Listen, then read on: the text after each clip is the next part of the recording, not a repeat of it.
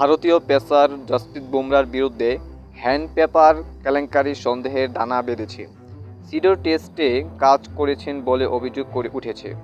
সন্দেহের উৎপত্তি একটি ভিডিও থেকে, যেখানে জসপ্রীত বুমরা অস্ট্রেলিয়ার ইনিংসের সময় জুতা খুলে ঝাড়ছেন। জুতা থেকে হ্যান্ড পেপার দৃশ্য একটি স্পষ্ট বেরিয়ে এসেছে। বুমরা আবারও জুতা পরে নেন। এ সময় তার হাতে কিছু একটা সন্দেহজনক সে তুলে নেন। ক্রিকেটের মধ্যে হ্যান্ড পেপার ব্যবহার ক্রিকেটে নিষিদ্ধ। এর মাধ্যমে বলের এক পাশ ঘেয়ে রাফ করতে চেষ্টা করেন ফিল্ডাররা। দলের ক্রিকেটাররা রাফ সাইড দিয়ে বাতাস তুলনামূলকভাবে কম গতিতে যাওয়ার বলে সিম পজিশনের পরিবর্তনের দিক থেকে সুইং আলাদা করা সম্ভব হয়। ফলে ব্যাটাররা বোকা হয়ে গিয়ে উইকেট তুলে দেন কিপারের কাছে। এই টেস্টে অফর্মে রোহিত শর্মা না থাকায় জসপ্রীত বুমরা ছিলেন অধিনায়ক। চোটে পড়ে হাসপাতালে যেতে হয়েছিল তাকে।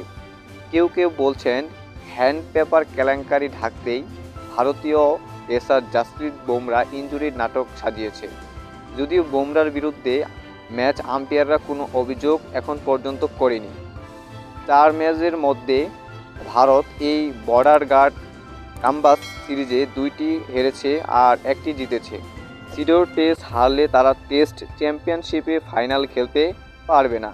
যে কারণে কোচ গৌতম গম্ভীর বলেছিলেন, তারা সিডর জেতার ব্যাপারে আত্মবিশ্বাসী।